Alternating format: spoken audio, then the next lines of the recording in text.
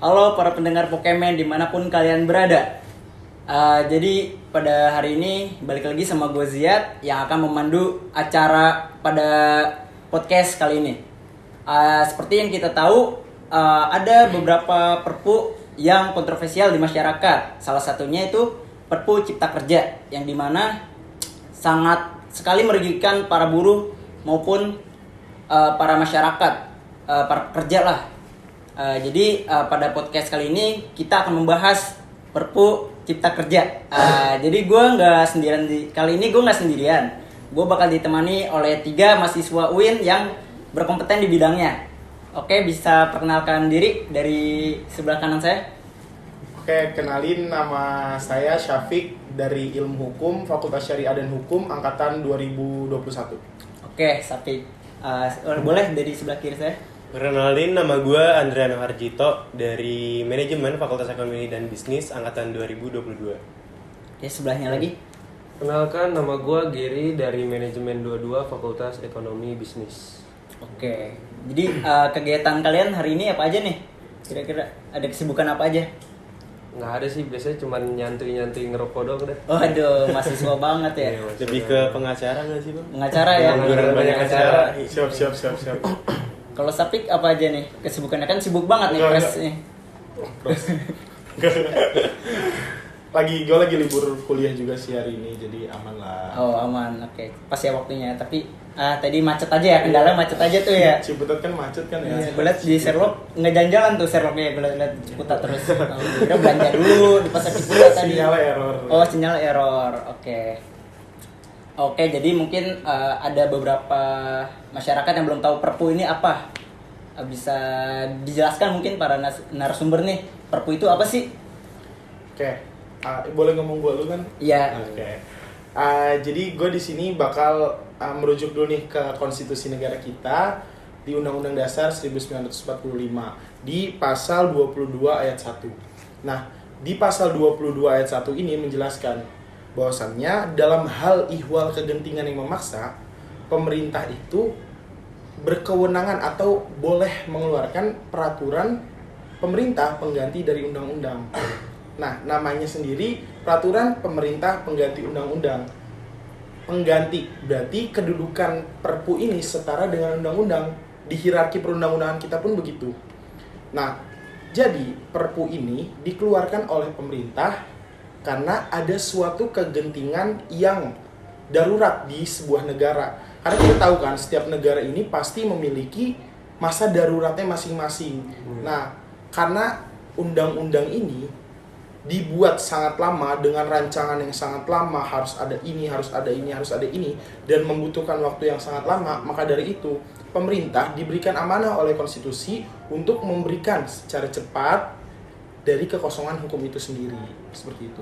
Seperti itu. Kalau menurut ya Ano atau Gary gimana? Kalau menurut ini ahli hukum tata negara ya, Profesor Yusril Iza Mahendra. Jadi Profesor Yusril Iza Mahendra ini mengatakan kalau misalkan Perpu ini adalah keputusan atau pilihan terbaik bagi presiden untuk menstabilkan kondisi yang ada di negara tersebut. Kayak misalkan dari kasus-kasus yang kemarin kayak misalkan COVID, nah seperti itu. Iya, itu butuh gerakan cepat ya dari tim medisnya juga. Jadi Perpu itu langkah inisiatif ya yang diambil oleh lembaga eksekutif ketika di suatu negara itu mengalami suatu kegentingan ya, Bang ya. Dan Perpu itu juga setara ya sama undang-undang yang berlaku. Oke. Oh iya, penasaran juga nih kira-kira siapa sih yang berhak buat Perpu ini? Oke, dan langkah-langkahnya tuh bagaimana saja bisa sampai Prosedurnya. prosedurnya. Jadi gimana sih prosedur dari pembuatan Perpu ini dan berapa lama waktunya? Jadi dari konstitusi kita balik ke konstitusi ya, karena kan kita negara hukum, harus berdasarkan dengan ketentuan yang berlaku.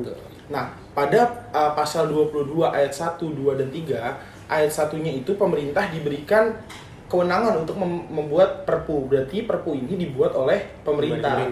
Pasal 2-nya itu menjelaskan bahwasannya di sidang DPR selanjutnya Perpu ini harus dibawa oleh pemerintah untuk dilakukan tindak lanjut. Nah, apakah ini disetujui atau tidak? Nah, kalau disetujui maka jika disetujui saat sidang paripurna ini, maka Perpu tersebut akan naik menjadi undang-undang. Nah, lalu pertanyaan, gimana kalau dicabut? Nah, dijelasin di pasal 3 Undang-Undang 1945, pasal 22 ayat 3 itu, kalau misalkan Perpu ini tidak mendapatkan persetujuan dari DPR, maka Perpu ini harus dicabut. Seperti itu. Karena kan kita tahu ya, pada prinsipnya DPR ini sebagai lembaga legislatif, di mana DPR ini selaku wakil dari rakyat, seperti itu. Jadi konstitusi kita juga dalam pasal 20 itu memberikan kewenangan, memberikan amanah kepada DPR untuk membuat undang-undang. Jadi di sini yang berhak membuat undang-undang adalah DPR. Perpu ini dibuat oleh pemerintah hanya dalam hal kegentingan, hal ihwal yang mendesak, seperti itu. Nah, sebenarnya Perpu ini merupakan suatu fasilitas yang tidak demokratis di negara kita yang demokrasi. Iya. Pasti teman-teman terlintas seperti itu kan, karena kan undang-undang aja harus didiskusikan terlebih dahulu oleh DPR, tapi kok pemerintah bisa? Berarti kan ini kan Langsung iya menentukan aja. Spontan aja. Kayak, jadi pemerintah ini ya emang diberikan amanah oleh konstitusi kita untuk ya secepatnya, karena kan kekosongan hukum, karena kan kita kan negara hukum, ada asas legalitas di mana kita bisa bekerja kalau ada kewenangan yang mengatur kita, ada ketentuan yang mengatur kita untuk bekerja. Kalau enggak berarti terjadi kekosongan hukum. Nah, maka dari itu, sebenarnya ini bisa disebut suatu fasilitas yang tidak demokratis yang ada di negara kita, tapi itu dapat dimaklumi karena kan hal ihwal kegentingan darurat tersebut. Dan ujung-ujungnya juga kan pada prinsipnya Perpu ini balik lagi ke DPR. Balik lagi ke DPR sebagaimana pasal 22 ayat 2, kalau disetujuinya naik jadi undang-undang, kalau nggak disetujuin balik jadi dicabut. Nah, pasti teman-teman mikir, oh berarti gampang dong, nggak ada batasan pemerintah nih buat Perpu gimana. Nah, kalau misalkan pemerintah dan DPR ada di satu kubu yang sama, ada di koalisi yang sama, ada yang di partai yang sama, berarti enak dong, asal kong kali kong gitu. Nah, tapi ada nih batasan dari putusan Mahkamah Konstitusi sebagai guardian of konstitusi kita, penjaga konstitusi kita, ada di tahun 2009, di mana pada pokok-pokok putusan tersebut meliputi 3. Yang pertama itu, Perpu ini harus adanya kebutuhan yang mendesak untuk menyelesaikan suatu masalah hukum secara cepat. Nah, yang kedua, adanya kekosongan hukum, atau biasanya nggak ada undang-undang yang mengatur terkait hal tersebut.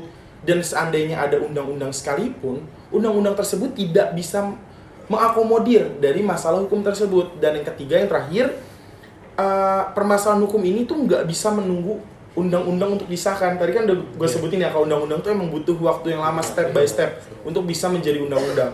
Nah, dan putusan Mahkamah Konstitusi ini, 3 pokok ini bersifat kumulatif, harus terpenuhi ketiga-tiganya. Gak bisa kayak, genting doang nih, tapi ada undang-undang bikin aja, gak bisa, harus terpenuhi ketiga ini, seperti itu. Nah, ini tuh sebagai batasan dari pemerintah dan DPR kita dalam terkait Perpu itu sendiri, kayak gitu.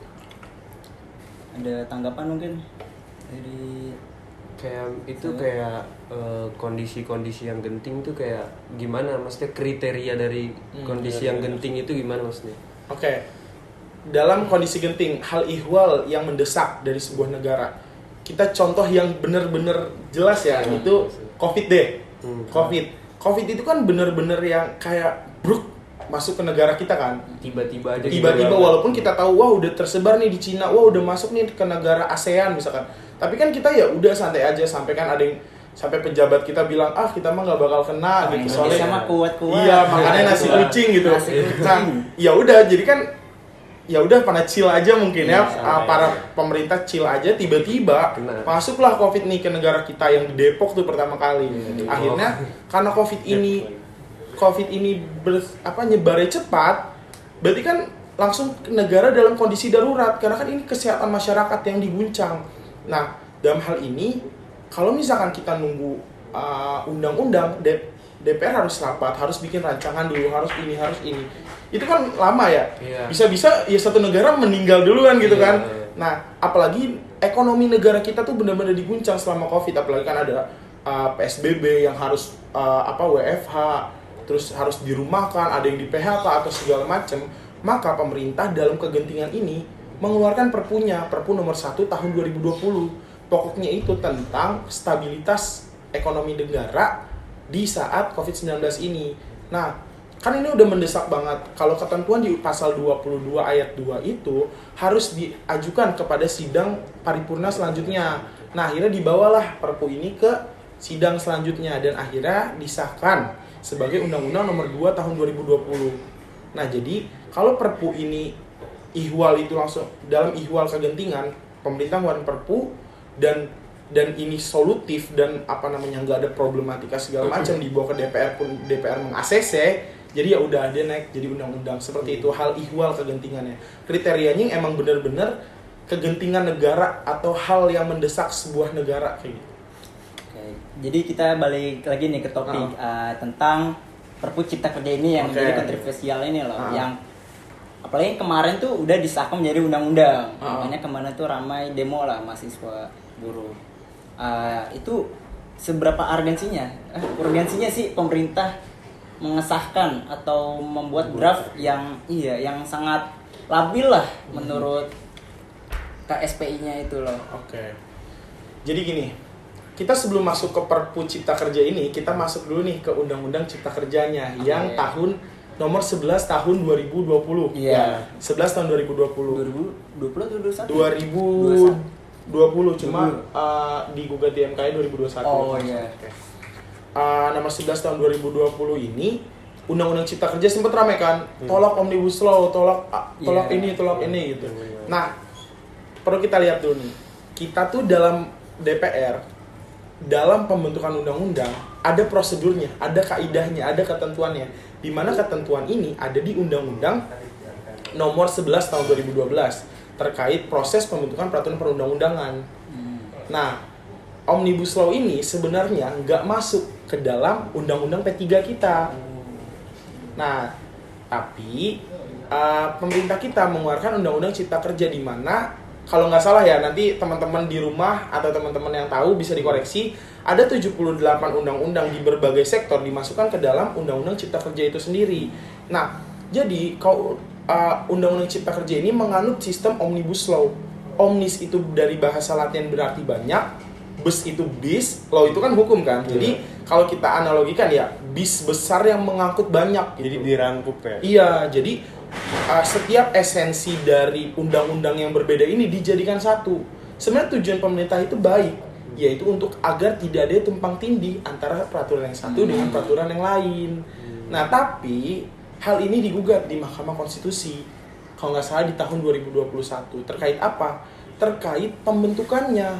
Nah, masalah di sini itu dalam judicial review-nya. Jadi teman-teman harus tahu kalau pengujian undang-undang terhadap undang-undang dasar ini pengujiannya di Mahkamah Konstitusi. Nah, tapi pengujian di bawah undang-undang terhadap undang-undang pengujiannya di Mahkamah Agung. Nah, jadi undang-undang ini diujikan, Undang-Undang Cipta Kerja ini diujikan, uji formil di Mahkamah Konstitusi. Dan FYI, semenjak berdirinya pertama kali Mahkamah Konstitusi, ini pertama kalinya Mahkamah Konstitusi mengabulkan permohonan cacat formil di Undang-Undang Cipta Kerja ini. Nah, dalil-dalil apa sih yang dikeluarkan oleh Mahkamah Konstitusi? Yang pertama, kurang terlibatnya masyarakat dalam pembentukan undang-undang ini, seperti itu. Jadi masyarakat nggak bisa antisipasi ya berarti. Nah, betul. Perbuatan itu. Kurangnya partisipasi gitu, kayak kurangnya pendapat dari masyarakat asal menentukan dari DPR sendiri, seperti itu kurang lebih ya. Nah, akhirnya Mahkamah Konstitusi ini memutuskan bahwasannya Undang-Undang Cipta Kerja ini inkonstitusional bersyarat, di mana dalam 2 tahun ke depan jika tidak ada perbaikan maka undang-undang ini dianggap dicabut. Seperti itu. Nah, masalahnya nggak sampai situ aja. Pemerintah malah berinisiatif untuk mengeluarkan Perpu Cipta Kerja itu sendiri.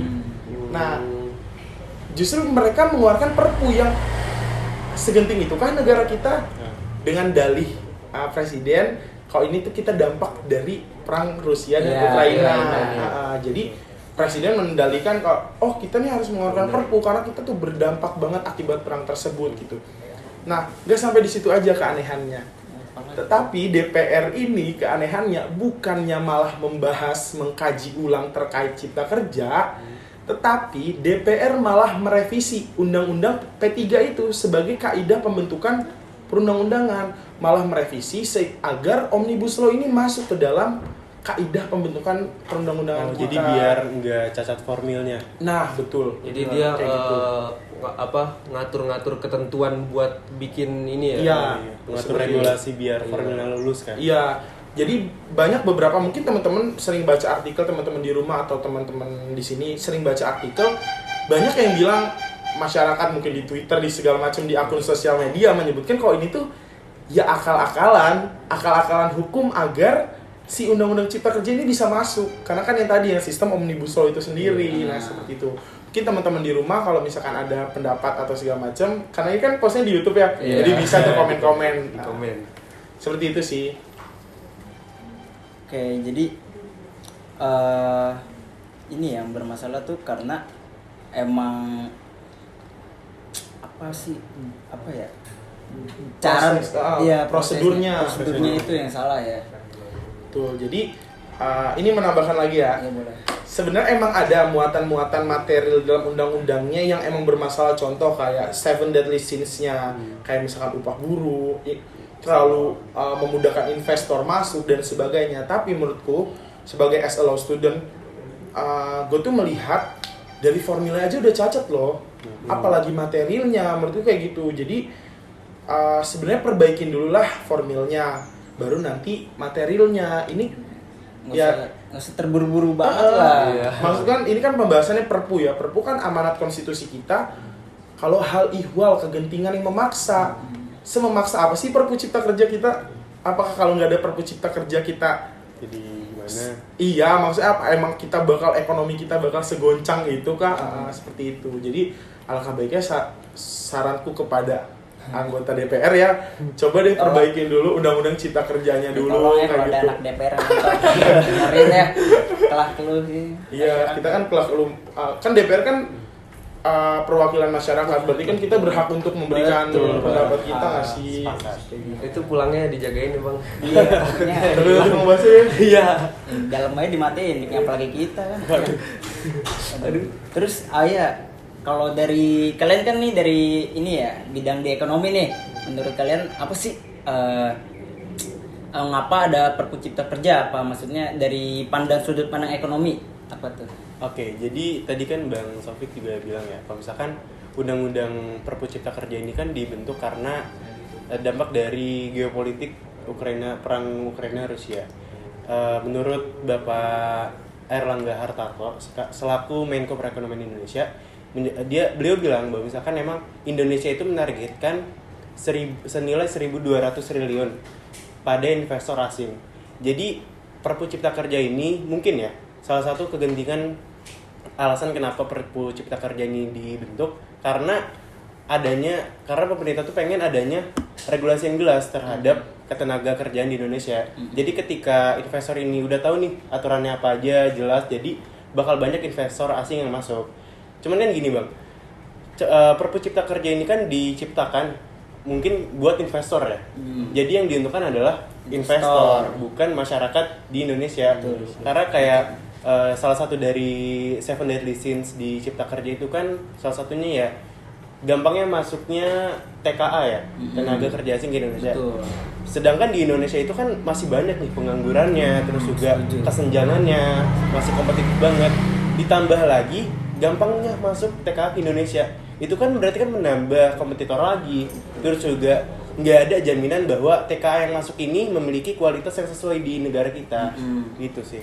Terus juga buat investor asing ya, kita kan Indonesia itu kan negara berkembang ya, dan mungkin kita itu beresiko memasuki keadaan middle income trap, dimana kita tuh bakal susah banget buat maju ke negara maju. Nah, itu mungkin salah satu alasan Cipta Kerja ini dibentuk karena itu, biar kita keluar dari middle income trap. Cuman kalau misalkan kita pengen berubah menjadi negara maju, bukan tentang investor asingnya, tapi kita itu harus berfokus kepada pendidikan SDM-nya. Betul, Pak. Karena kalau misalkan banyak investor asing masuk, tapi SDM kita nggak memadai kan percuma aja ya. Jadi yang kaya ya bakal tetap lebih kaya, cuman masyarakat menengah tetap aja miskin. Gitu. Iya, patah bilang. Di situ kerancuan mungkin dari sudut pandang ekonominya. Oke. Kalau boleh nanya nggak sih? Boleh. Kalau misalkan kan tadi ada perpu yang udah disahin gitu ya. Nah itu kan kalau dari Bang Syafiq tadi kan bilang kalau perpu ini kan dari keadaan mendesak genting gitu ya. Kan kalau misalkan disahin kan keadaan mendesaknya kan nggak berjangka panjang gitu kan, keadaan mendesak kan nggak berjangka panjang kan. Nggak terus-terusan. Sementara ya nggak terus-terusan, kok bisa tiba-tiba perpu ini disahin gitu. Itu gimana tuh maksudnya? Jadi gini, contoh COVID ya. COVID kan mungkin gue bakal bawa contoh COVID terus karena mungkin yang paling gampang dan efeknya terjadi sangat kan. Masih relate ya? Masih relate sama kita. Yang kita alumni COVID kan, SMA COVID. Jadi kalau misalkan kita dilihat COVID sekarang udah nggak separah sebelumnya kan. Iya. Tapi undang-undangnya masih ada nggak? Ya masih gitu kan. masih. Nah, jadi pas awal COVID itu dikeluarkanlah Perpu terkait stabilitas ekonomi keuangan negara kayak gitu. Nah, akhirnya dibawalah ke sidang DPR sehingga dilanjutkan menjadi undang-undang. Nah, tapi apakah ini masih berlaku sampai sekarang? Ya sebenarnya masih. Cuma kan DPR itu berhak. Jadi gini, teori dasar hukum itu hukum yang mengikuti masyarakat, bukan masyarakat mengikuti hukum, karena masyarakat ini dinamis. Jadi jadi hukum harus mengikuti perkembangan dari kedinamisan masyarakat. Nah, seperti itu. Jadi pernah dengar nggak gini? Undang-undang nomor sekian atas perubahan undang-undang nomor sekian. Nah, jadi DPR ini juga berhak mengubah undang-undang sesuai dengan kedinamisan masyarakat. Kayak contoh KUHP lama, KUHP baru. Kayak gitu, itu kan perubahan. Nah, kayak gitu. Jadi kan nggak selamanya hal genting ini berlaku nih sepanjang dunia ini jalan gitu. Dari awal COVID sampai kiamat itu kan nggak mungkin cuma kan. Nah, jadi diciptakan perpu masuk ke dalam undang-undang sebagai kepastian hukum di negara kita, karena kan kita negara civil law. Civil law itu harus berdasarkan kepastian hukum. Ya, kepastian hukumnya apa? Ya itu hukum positif kita, undang-undang. Jadi harus ada undang-undang dulu. Nah, kalau misalkan udah ditetapkan undang-undang, ya berlanjutnya gimana jalannya tahun segala macam kedinamisan masyarakat, ya undang-undang ini berhak dirubah, bisa dirubah kayak gitu, seperti itu. Mengikuti, jadi hukum ini mengikuti dari kedinamisan masyarakat, bukan masyarakat yang mengikuti dari hukum kayak gitu. Oke, jadi gue bisa narik kesimpulan ya dari, jadi itu kan emang perundang-undangan Peraturan pemerintah undang-undang. pengganti undang. Ya, jadi itu emang dibuat oleh presiden untuk mengisi hal ehwal yang kepentingan itu ya, untuk mengisi kekosongan hukum supaya tidak ibaratnya masyarakat tuh panik atau karena tidak ada hukum yang menaunginya. Nggak ada payung hukumnya. Iya, betul, nggak ada payung hukumnya. Jadi kita kalau dilihat dari Perpu Cipta Kerja ini emang sangat merugikan masyarakat. Ada 4 menurut KSPI. Jadi ada yang pertama itu cuti panjang tidak bisa, terus juga tunjangan atau pesangon bagi yang meninggal dunia ataupun kena PHK tuh tidak menerima, atau bahasanya dipotong lah bahasanya. Terus juga UMK. UMK provinsi juga. UMK provinsi. Terus satu lagi itu Jam kerja yang tinggi ya. Jam libur. Oh iya, Hari libur. hari lagi itu balik ke cuti. Jadi kayaknya cukup sih ya pembahasan untuk hari ini. Jadi saya lupa tuh yang 4, tolong ya nanti yang di komentar, saya lupa. Saya udah baca padahal tapi lupa. Tolong di komen nanti yang salah-salah. Oke, jadi cukup. Terima kasih Bang Syafiq. Ya, Bang Geri. Ya, Bang kembali. Saya Bang Geri. Ya. Bang Ano. Udah balik lagi. Bang Ano. Bang Geri, makasih ya atas waktunya nih mengisi podcast pada sore hari ini. Buat permisa, terima kasih yang sudah menonton sampai akhir. Jangan lupa like dan subscribe, dan tolong komen untuk evaluasi kami ke depannya. Buat diskusi juga di kolom Betul, kita berdiskusi aja di kolom komentar ya. Karena kan salah kan punya kita, karena kelebihan itu cuma milik Allah. Oh iya, puasa sebentar. Win banget kan kita. Jangan lupa ya. Sebenarnya enggak salah dari Allah. kebenaran juga dari Allah. Oh, oke, siap. Anak Oh, iya. kiai, anak kiai. Iya, iya. Bukan. Sekedar tahu aja. Oh, sekedar tahu. Oke, Oke. oke. Iya, kita lupa sebentar lagi kita akan menyambut bulan suci Ramadan ya. Kami dari mahasiswa UIN ingin mengucapkan minal aidin Minal wal aidin faizin. wal faizin. Kan minal aidin bukan yang mau lebaran ya? Oh iya. Marhaban ya Marhaban ya Ramadan. Ramadan. Marhaban ya Ramadan. Marhaban. Maaf ya guys ya.